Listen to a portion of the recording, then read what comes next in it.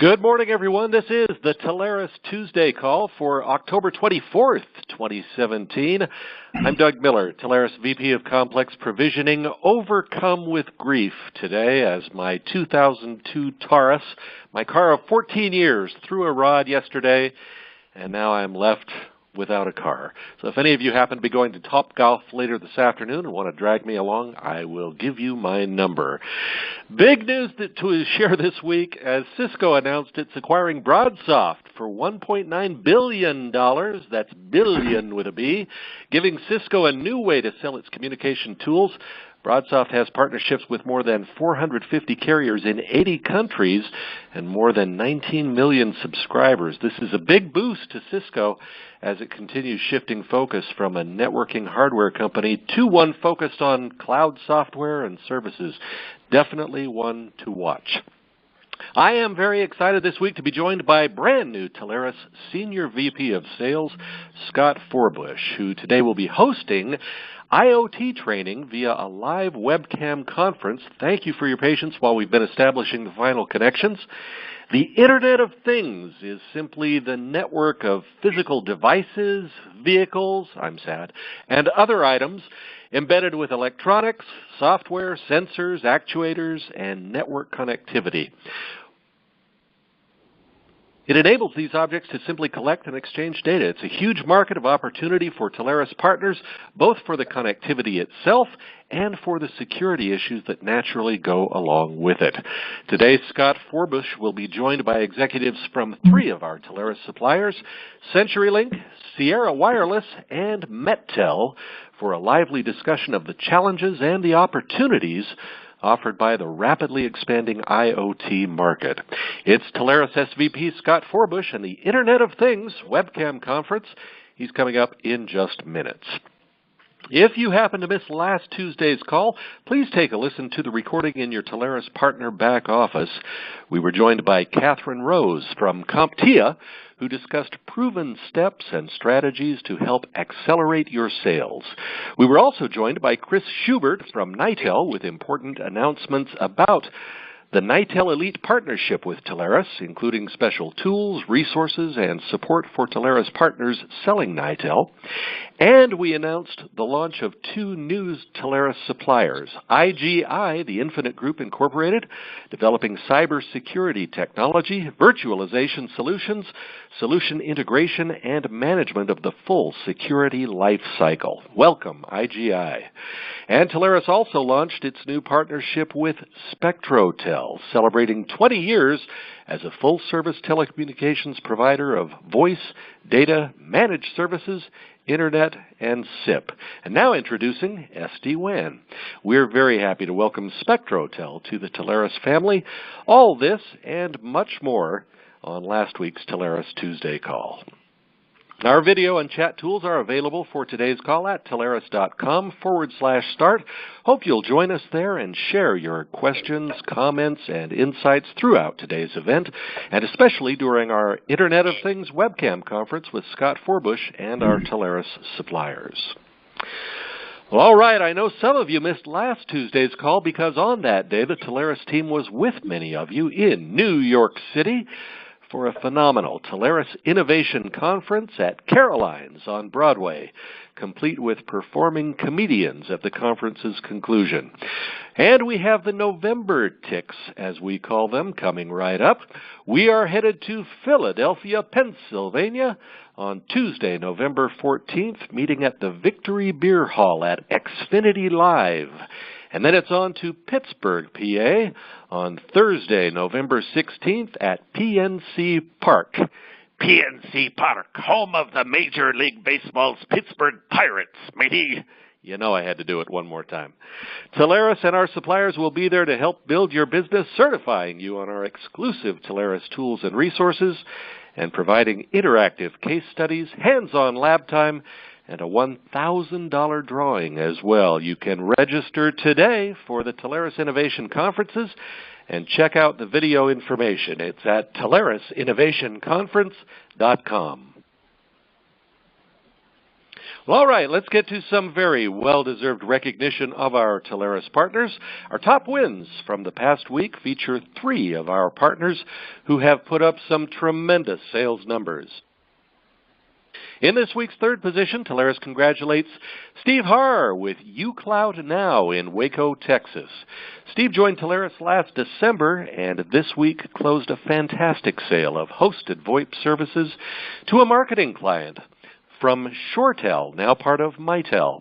uCloud Now optimizes voice, collaboration, and video services by leveraging their clients' existing connected infrastructure and finding solutions to make it accessible in the cloud. Congratulations, Steve Harr and uCloud Now on this exciting ShoreTel sale. And in this week's second position, Telarus congratulates Michael Wright with WrightCom Technology Solutions. They're out of Lake Arrowhead, California. Michael closed an outstanding sale of call center software from InContact, now known as NICE InContact, to a client providing personal care and therapeutic services. WrightCom Technology Solutions joined Telarus just last month and already has put a large sale high up on the Telarus leaderboard. Congratulations, Michael Wright and WrightCom Technology Solutions. It's a tremendous, nice ShoreTel deal.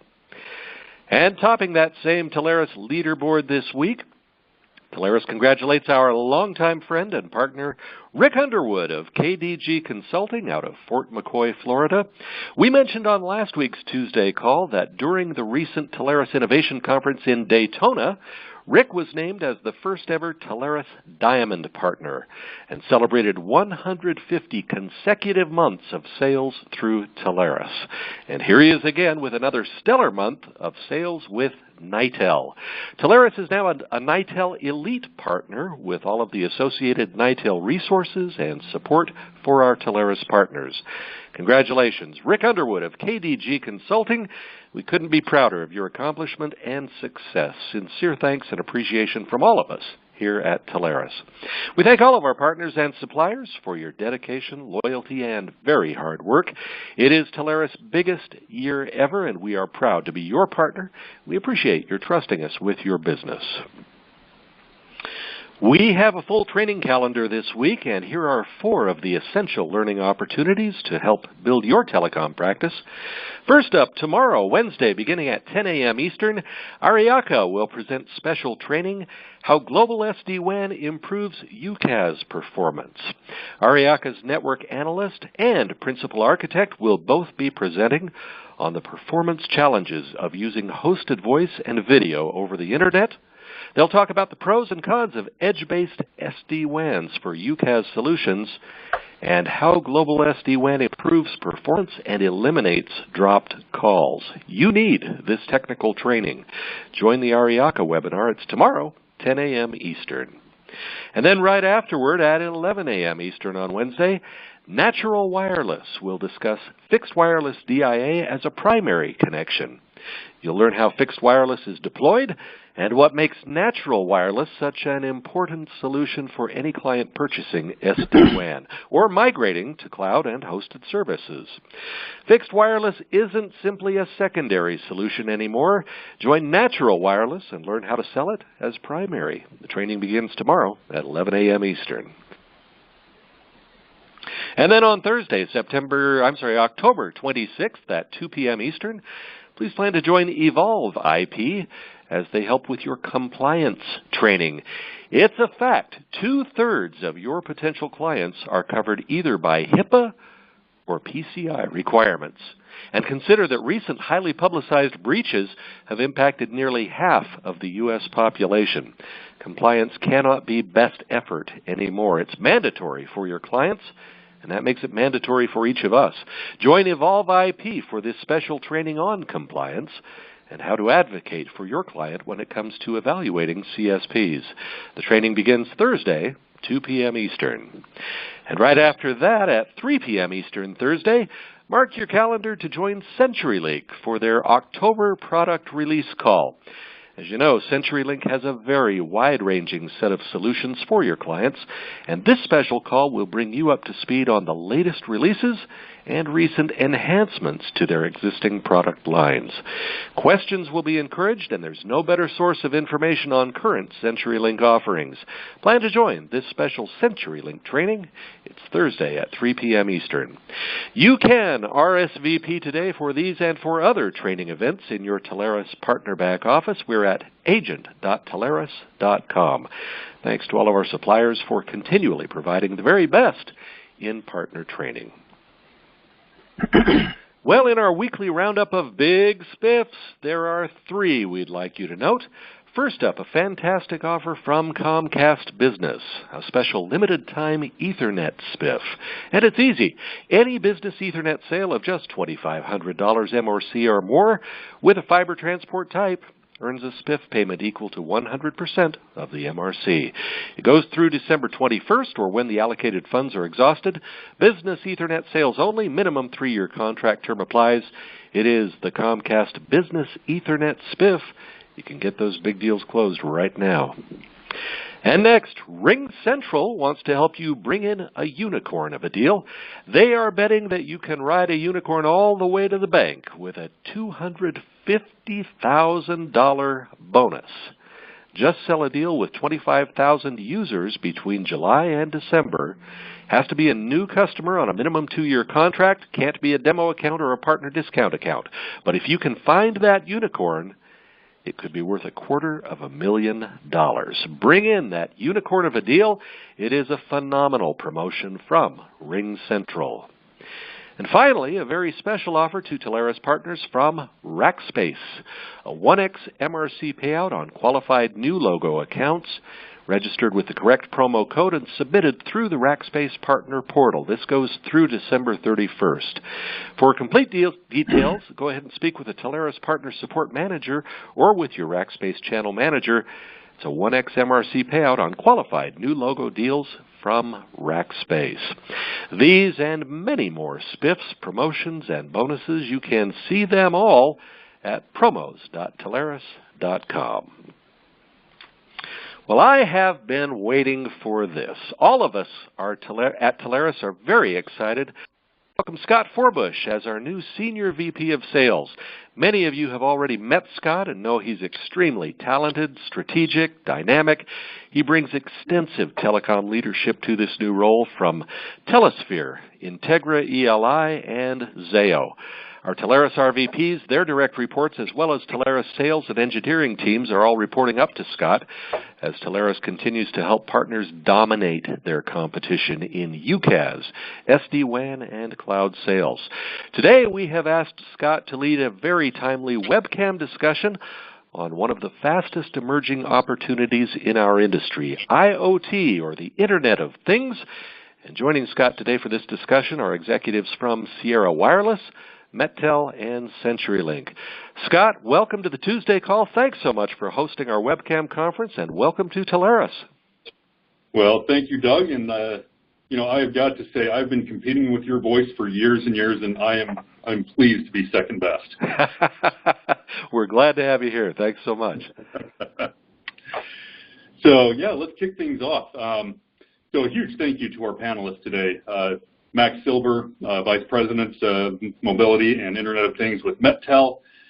Charles Stallings, who I had the pleasure of sitting with out there in New York. Probably the best title out of anyone that I've ever met over there at CenturyLink, Master Architect. And also Chris Whitaker from Sierra Wireless, the National Director. So welcome, gentlemen, and thank you for taking time to speak with us today. Thanks for having us. Absolutely. Let's start with Max. Max, since you are first in the lineup on the screen, you get to go first. What are the current uses of IoT, and what are some of the anticipated future uses? So IoT is certainly a very hot topic in industry in general. You really have to think of IoT, certainly the way we approach the marketplace is from a what is the customer journey, or what specifically is the customer looking to solve for? Currently, the majority of that revolves around endpoints, essentially activating endpoints and having endpoint management. So an IoT could be everything really from a router, an LTE-based router for us for wireless backup is probably the most common application, to something that looks more like a smartphone or a tablet that's special purpose smartphone or tablet, to really something that we need to engineer from scratch, working in conjunction with the customer to generate that endpoint that can collect the viable information that companies can then utilize and analyze in order to improve their overall process. Wonderful. So pivoting over to Charles. Charles, what do you see as some of the anticipated future uses of IoT? Wow, future uses of IoT. I mean, when you think of the definition that I believe that was given earlier in the call here, where you're talking about it's bridging the physical world to the digital world, you know, the future uses are unlimited in my mind. I mean, what I'm seeing with regards to IoT is we're seeing all kinds of different sensors being put out there, sensors that are tracking people as assets, you know, through the Wi-Fi and through the Bluetooth, because they can connect to your smartphone, and you can pretty much equate a smartphone to an individual. But also there's sensors out there now with lighting. I know I use a few of these at my home with a product through my Alexa that allows me to turn my lights on and off. You know, my refrigerator has a sensor that communicates with the manufacturer so that it schedules its own maintenance, and I don't even need to worry about that. So what we're seeing is we're seeing all kinds of use cases, and we're seeing that it's I'm seeing the future hover around enhancing the digital experience. We at CenturyLink have deployed some of this technology at theme parks and sports stadiums, where it's providing additional information to me as a person that's at that venue, and that venue has now become smart, and it's telling me wait times for concession lines. It's letting me know about parking availability and where that parking is at, where to go if there's some type of security event or a lightning scare at a sports stadium, and here's my path to the safest area and the closest shelter. So I'm really seeing the future is becoming quite unlimited. We're seeing technology go into cars, into buildings, stadiums, banking. So really the future is it's unlimited, and Gartner's out there telling us that we're going to see 6 billion IoT devices between now and 2023. So if you can think of a use case that would blend the physical world to a digital world and enhance your experience either through Wi-Fi or through one of these sensors, that use case is on the table for IoT in the future. You know, it's interesting, Charles, you mentioned the lights in your home that work through your Alexa, and I also have a setup like that in my house where anytime the Denver Broncos score, it flashes blue and orange. Well, they're not flashing enough. We know that. Yeah, sadly, this past Sunday they didn't flash at all. But that's a whole other story. Yeah. So, Chris, when you think of IoT and the current uses of IoT, how does that work with Sierra Wireless? What are some of the IoT uses that you guys currently employ? Well, first, I agree with Charles and Max 100%. But at Sierra, we're a cellular technology company first. We manufacture the RF modules and the gateways, and about half of our 1,200 employees are engineers and developers. So, the way I see it, especially working with our partners here at Telarus, there's kind of two flavors. There's the out of the box, just the connectivity aspect of IoT. And then there's a deeper conversation, going back to what Max earlier said, what's the problem that the customer is trying to solve? And that requires not only the connectivity aspect, but typically some type of interface that collects data and puts it in a GUI that the user can make sense of, whether they're collecting the temperature of refrigerators, if the lights are on or off, if the valves are open or closed, etc. So we're kind of helping solve two different ends of the spectrum of IoT, whether it be some off-the-shelf kind of smart metering. We actually started to launch a project with ankle bracelet monitoring for parolees and backpack trackers for kids going to school, and even the RFID connections where they can tell kids all the kids that got off the bus or on the bus. There's a lot of neat things going back to what's the future look like. There's a lot of things that you just never would have thought of. The problems are being solved for. So not only is it solving the problems, but a lot of the data that's being collected can now be monetized. So there's a lot of discussions around what can we do when we collect all this data from a quality control aspect of manufacturing and industrial solutions. So we're doing a little bit of everything from manufacturing equipment to helping write the software that can collect this data from the sensors and put it in a interface that makes sense for the end user. You talk about RFIDs and tracking people. It's interesting. There's a lot of discussion going on about microchips being embedded in people's hands. I think there was a company not too long ago that made the news about that. That's correct. I think I recall that. Yeah, actually, this is Charles. We're actually we're in the midst of a deployment for an organization that does campgrounds, and we all know that the vets put RF chips into pets so that they can quickly see medical history of those pets, but that RF chip is now possibly going to be used that if that pet gets outside the geofence of the Wi-Fi that's for that campground, a notice will get sent to the owner of the pet and to the campground that they've got a pet that's wandering off. It's good, like I said, the use cases that are being used for IoT out there are becoming limitless. It's crazy. It's fascinating and dare I say almost scary in some cases what we're able to do. And based on that, a lot of people worry about safety, security, privacy. So Max, in that vein, what types of IoT regulations can be expected, and from what sources do you see those coming from? Well, I think twofold. First, to the earlier conversations, it's important to always separate, especially as partners of Telarus. There's a difference between cool technology and technology that actually has real business use and application. Mm-hmm. And we get a lot of requests for very silly things. And I'm not to say that it's silly or it's not silly, but I always say try to look at it as a business case. What can generate essentially residual income today, and how does that, and today those are the endpoints, and then how is that over time going to progress into other areas where I think Charles and Chris were both touching on earlier, things like data analytics. Now we're doing endpoint deployment.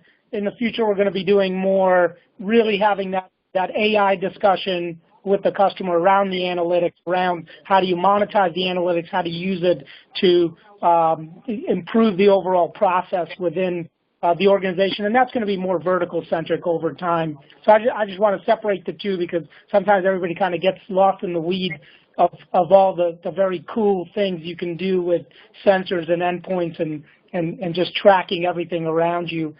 When it comes to security, certainly on that same front, anything you deploy out there today, that's an endpoint, whether it's a router, a smartphone, a transmitter that's custom made, that to me is a point of entry, a point of breach for an organization, because that essentially is a collection point that's going to communicate back into the core network and going to communicate back into the core database for that organization. If you look at historical breaches, with some of the big box stores that are subject to PCI compliance, most of those were actually breaches from third-party systems like HVAC systems that essentially are manufactured by someone else, installed in a big box store, and then become that point of entry. So as you're thinking about IoT, it's incredibly important to think about security, and we've teamed up with some of the best in the business on the government space that we support as well. We team up with organizations like Raytheon to be able to really secure all the way down to the end. On the router side, we've got several partners that we work with to really create that complete secure environment from end to end. So today we're really trying to lock down those endpoints, but that's really phase one. That's really meant to secure what ultimately will be the goal, which is to be able to deliver a complete ecosystem, including the data analytics and the AI side of IoT. Yeah, so cybersecurity is certainly top of mind for a lot of people. These recent breaches are very public and very impactful for a lot of people out there. So when you talk about the data ownership, Charles, I mean, how is data ownership determined? Is it private to the user, or is it owned? I'm doing air quotes right now. Owned by the service provider. Yeah, actually, that's an excellent question, because as we here at CenturyLink have deployed our IoT solutions, legal gets quite involved. Using the use case of where we deployed an IoT system at a theme park, where people enter into it and they get presented a splash page for them to log into the Wi-Fi, and then they can do that through their Facebook, LinkedIn, Twitter, or a simple form. After they've made that entry on how to access the Wi-Fi, they get presented with terms and conditions. So to answer the first part of your question, that in certain IoT platforms, that data belongs to the person, but then they authorize it. So when they do this, and using myself as an example, if I were to log in with my LinkedIn account, that LinkedIn account and the security of that account is mine, but then that terms and condition page comes up, and then we, the provider of that service, are then notifying me as the user saying, hey, here's the information we're going to pull out of your LinkedIn account. Here's how we're going to use it. Here's how we're going to encrypt it. Here's how we're going to store it. Here's where it's going to be stored, and all that information. And then I'm provided the opportunity to accept or reject. And then based on how the system's configured, it's either going to let me in or not. But I'm at that point as a user, I'm making a conscientious decision of how much information I'm going to allow that provider to use. Then once I've relinquished that and I've said accept, and I've understood the terms and conditions of what what they're going to use to enhance my digital experience, then we as the provider, from a CenturyLink standpoint, we don't take ownership of that data. That data belongs to our customer that we've provided that platform to. Once that terms and conditions has been accepted, that data then belongs to the owner. We as a service provider, we're providing security, secure connections, we're providing the network and the infrastructure and analytical tools for them to use for the IoT, but the IoT platform.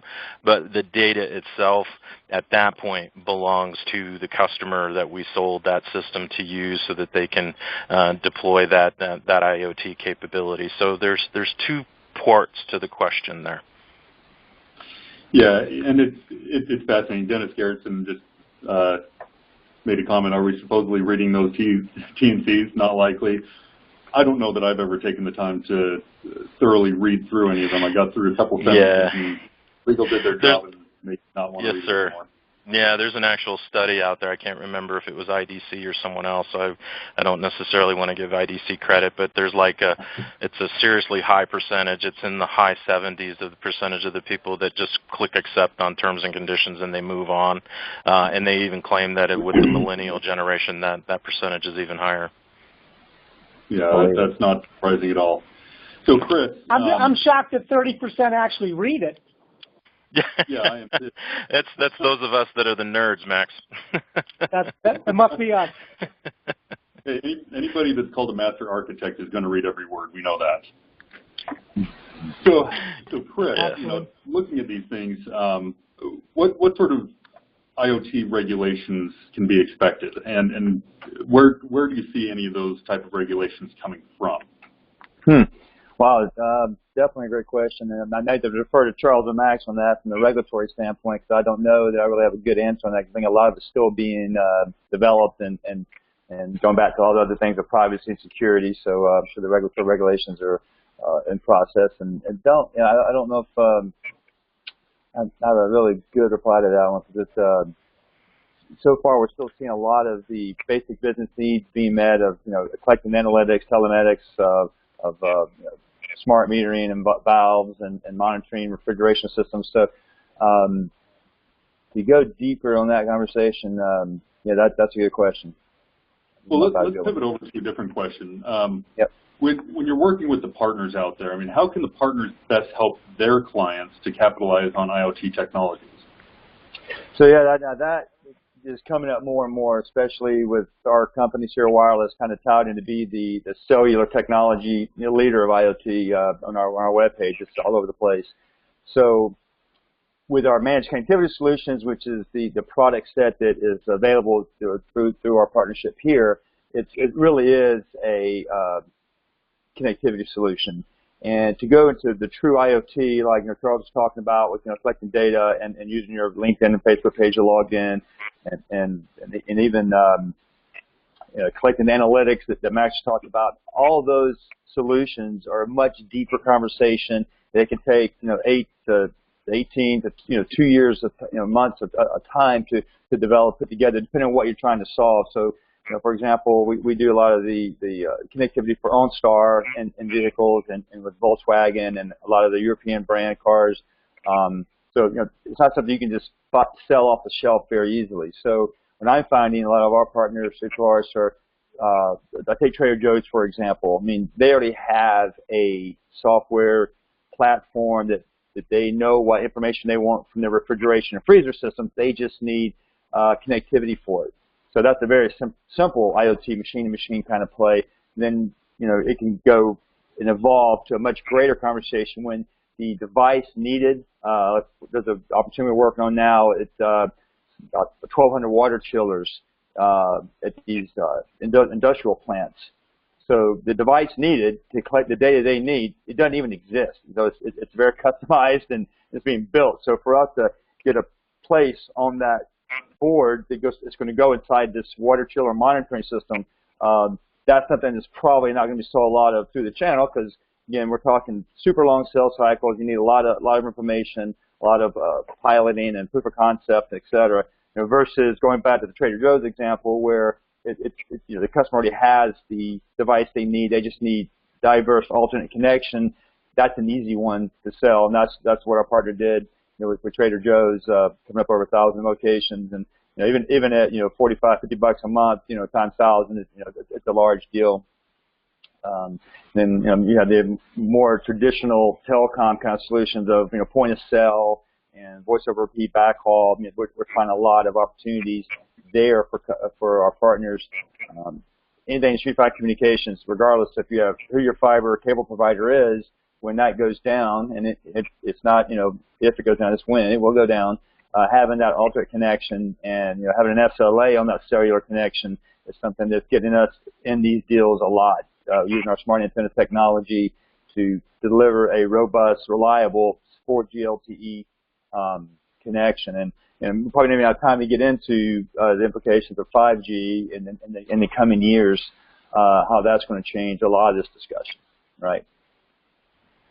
Yeah, everybody is eagerly anticipating 5G and what the impact is going to be out in the marketplace. I know a lot of the fiber service providers are watching that cautiously to make sure that that's not displacing a good chunk of their business as well. But how that enables and empowers IoT is going to be fascinating to watch. Absolutely. Hey Scott, it's Charles. I saw one of the questions that's popped up in the chat window where people are asking about, we're talking about IoT and kind of how we're out there in the future and integrating that physical world with the digital world. Seeing this one particular question about who are the contacts in the organization, I think I would lean back a little bit on what Max said earlier. Is that the way we at CenturyLink have approached that is we went out and we bought a company called Cognalytics, which is full of data scientists that allows us to focus on vertical markets for energy, retail, sports and entertainment, hospitality, healthcare, et cetera.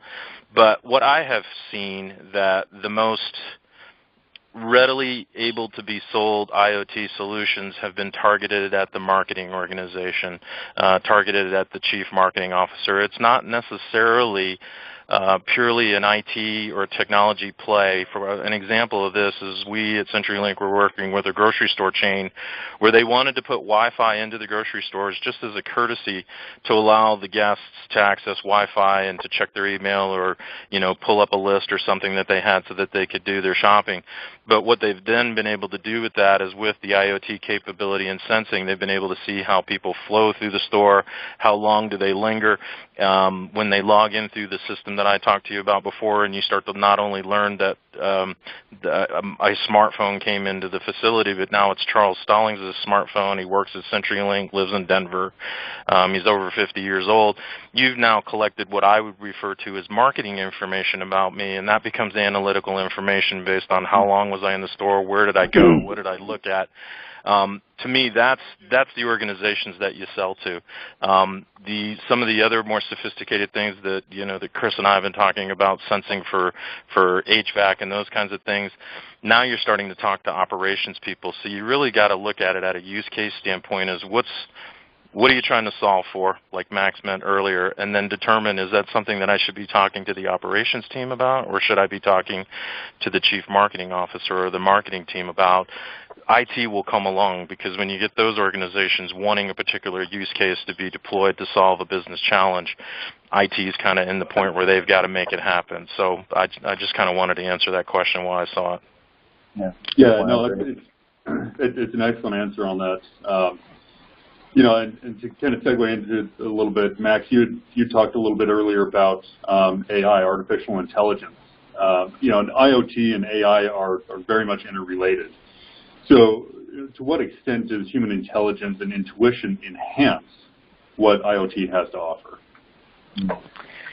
So I think once you start collecting all this information from endpoints, the challenge really becomes how do you manage all that big data? If I put out 10,000 sensors in the field to say every time somebody turned the lights on at a given facility of a real estate holding company, well, that's great. Now, what exactly am I supposed to do with all that data? How is that data really going to enhance cost optimization by figuring out maybe I could put some timers on those elements, just as an example. So I think, the concept of AI is really using machine learning and improving that process based on all those data inputs. And I think from my perspective, again, I always try to put myself back in the shoes of a Telarus partner. What's my real opportunity? IoT is a very broad category. So for me right now, the opportunity is engaging customers with the right questions to address the right problem statements, mainly around endpoints, around putting endpoints out in the field for data collection. Those endpoints typically, by the way, when we deploy them, have an LTE connection to them, so that's a residual income we pay on the connection, and I'm sure Sierra has similar programs, and CenturyLink has similar programs with Telarus.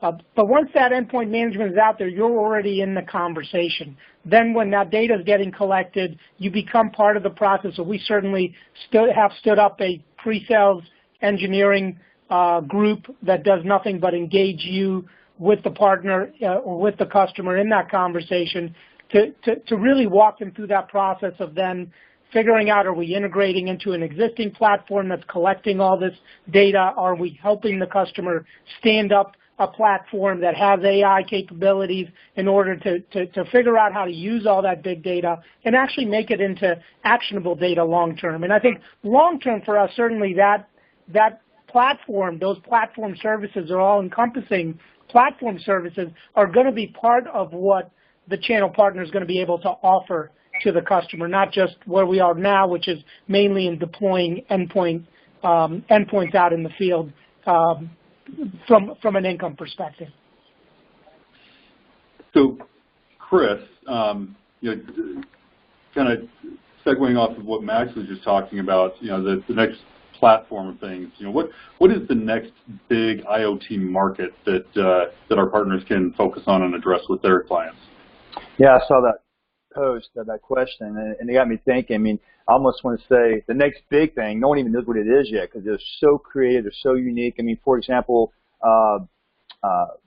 two areas that I found interesting that we're working on, and again, not necessarily new solutions, but if you think about every fast food, well, pretty much every restaurant that serves French fries, any restaurant that serves deep fried food, a lot of them in the South, that waste oil, what do you do with it, And we had a solution we were working on and of creating sensors that were basically tank monitoring.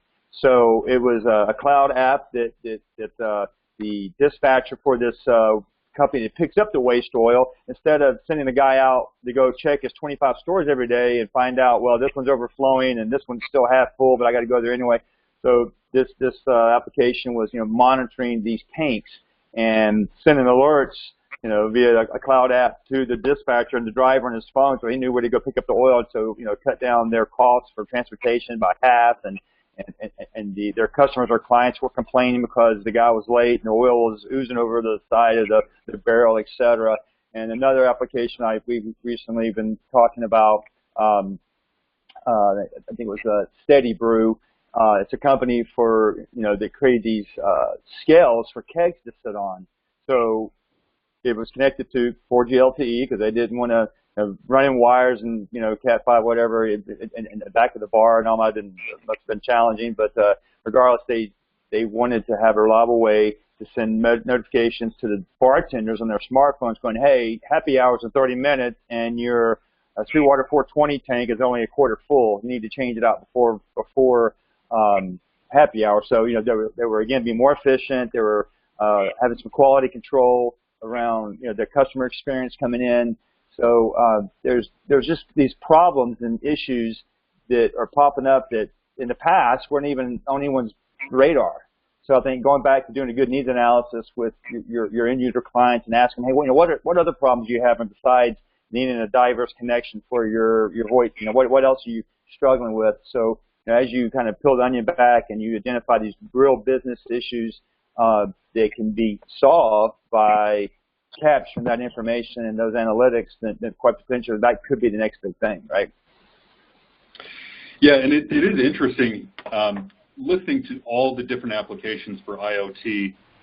It really does broaden who we engage with at the client level. It's not just the IT guys. It's not the telecom managers. It's the marketing. It's the operations. It's everybody. And it's fascinating. You mentioned the weighing the kegs and having those apps go out and talk to the people managing the bar. IoT is running all the time in all these different applications, and I mean, for crying out loud, we're doing a basement remodel at my house, and then all of a sudden I start getting advertisements for kegerators. So I had to buy one, of course, but these things they're running all the time. I mean, security then becomes a big issue for everybody. Knowing that IoT is present everywhere and involved in everything, security becomes a big concern. So, Charles, with cybersecurity, I mean, how are these threats identified, and once they're identified, how are they mitigated when people are using IoT? Sure. So most of this is now, I mean, when you think of the three big challenges for IoT, it's network and moving all this data around and getting all this information and getting it up into the cloud, protecting those folks with their passwords and their personal information and where they're going and how. The way we've been approaching that at CenturyLink is we don't go out and we're not out there building the sensors. I mean, the beauty of IoT for us is it's putting more demand on network and on infrastructure, and that's really where that's the leverage that CenturyLink brings to an IoT platform. But in that same light, as a 75-year-old network provider and protecting people's telecom for all those years, we add these things to the CenturyLink cloud and our capabilities with encryption, and then our SOC, our Security Operations Center, is monitoring these things all the time. We're deploying IoT capabilities into our tools that allows us to monitor what are these sensors doing, what data is coming across the sensor. Is that an anomalous piece of information? The sensor will send something a certain way all the time if it's a light fixture or an HVAC or just plain access Wi-Fi access point. And did we see something different come through that line, like Max alluded to earlier, as those endpoints become an entry point for bad people to get into your system. And so we're constantly looking at those threats and looking for those anomalies and what doesn't look right. So that's the way we are approaching the security standpoint, is we're coming at it holistically holistically and individually. So we're checking sensor security, what's coming across the net, what's on the servers in the cloud, is the information being encrypted, and we're checking the whole thing constantly 7/24. And it's important that you do that because, like we said, it's proliferating and the numbers of use cases are becoming endless. And then to jump back on the other question earlier when I saw what's the next big IoT thing, public safety. Unfortunately, we've had some events happen in this country that has now made public safety come up, and IoT is starting to play in that game. We have a use case on a college campus that if the camera picks up and sees some type of abuse or something that looks like it's going to become a crime or it's got the potential to become a crime, lights start flashing. It'll start doing things to maybe stop that. You know, if someone's breaking and entering and you start flashing lights and you start doing other things and you dispatch police and et cetera. That is the next big IoT market. How do you monetize that? We're actually working with a bunch of companies, property owners, where we're putting in IoT platforms with public safety use cases in mind, and now they're saving money with their insurance companies because they've got these extra levels of protection to make that building even more publicly safe. So there's a number of different ways to monetize, but I'm just pointing out from a CenturyLink standpoint, the next big IoT area that we're seeing that's starting to take off is public safety. Yeah, and Pete had posed that question, how is IoT monetized? And it's a fantastic question. It's one that we should all be asking and seeking answers to. So, you know, Max, when you look at IoT and the bandwidth that it demands and all the other applications that IoT demands, how do you see partners monetizing IoT? So certainly, and we do have partners today monetizing IoT to a great extent. The easiest for us is the same way in which we secure the transport. We don't use unlicensed bands or technologies like Zigbee or Bluetooth for long haul. We only use LTE, or typically LTE Cat 1 or Cat M. The concept of LTE is, think of it as a subscription service, right? It's selling bandwidth, and that's a residual model right there. We pay agents and master agents, of course, residual on those types of services. So it's an immediate way to monetize. And in some cases, the bandwidth isn't tremendous. You're picking up essentially sensor data. It could essentially be a monthly recurring charge plan as low as $1, but then all the way up to $100, depending on the use case and what you're collecting, and also depending on where you collect it. For example, we recently launched a product we call Single SIM, the concept being it's one SIM card, works in 165 countries using 650 carrier roaming agreements. And in some of those cases, we've had large corporations come to us and say, I've been deploying services in the U.S. with you guys for years, but I actually want this, and I want to plug these SIMs into routers in all my Latin American and Asian offices worldwide, and those monthly recurring charge plans, end up being in the hundreds of dollars, and again, all that becomes residual income. So there's a lot of immediate opportunity to start earning within the IoT space, and I've had a lot of agents have great success. Others, it really just becomes part of an existing deployment where we've deployed to large corporations thousands of handsets for their executives and salespeople, whether they're smartphones or tablets, and now they actually want to expand on that and start deploying sensors and endpoints, for example, inventory supplies. They want to know when inventory supplies are low at a given retail location, and then when the salesperson goes to the local retailer, they actually have live data that tells them how many widgets or units are left on the shelf, so they know what they're going to essentially talk to that store manager about. And that just becomes an extension to what they already earn on today, which is typically residual income on the mobile environment that we handle for that same company, or the wireline, the fixed line or broadband environment we handle for that company. Yeah, so Chris, same question over to you. All the partners are on this call because they want to learn how to sell IoT and how it impacts their clients. So when our partners are out there and they're meeting with their clients, how do they leverage IoT into a residual income stream for them? Well, the good news is a lot of the, I think the skill sets required for that, they already have. It's that needs analysis. It's asking where they're going in the future. We have a national pizza distributor that is embracing technology and actually putting IoT sensors in their pizza bags that monitor, one, track the driver, two, monitor the temperature of the pizza when it's delivered. So, asking the questions of, where do they want to go? What problems are they solving for? What do their competitors doing that they need to do to stay relevant? And we're finding too that so one thing, Sierra, we enable a lot of the IoT solutions. So most of the most common popular IoT solutions that I mentioned, we didn't create and we didn't build them. We partnered with that client and the manufacturer of whatever widget they're trying to create to put our module on their board. So we work kind of hand in hand with other solution providers trying to solve for X. And that's kind of the challenge. I think, a lot of the partners kind of struggle with, Chris, I really want to get into IoT, but I've only been selling, telecom products for the last 20 years. So it's definitely a different sales discussion, a different needs analysis. And I encourage that there's so much information on the web to read up on. But we find kind of the gateway drug, getting in, is looking at where they're taking, for us, retail is a big vertical. We do a lot of retail because the point of sale systems are all going to the cloud. And it's not only just credit card swiping anymore. It's as soon as you buy a screwdriver at O'Reilly Auto Parts, there's an order put into the warehouse, 5 miles away that they need a screwdriver brought in that afternoon, so the shelf is always full. And it's like O'Reilly generally has everything you need there because they have a very robust inventory management system, and it's all cloud-based, and there's no human intervention. It's just even the machines load the trucks basically.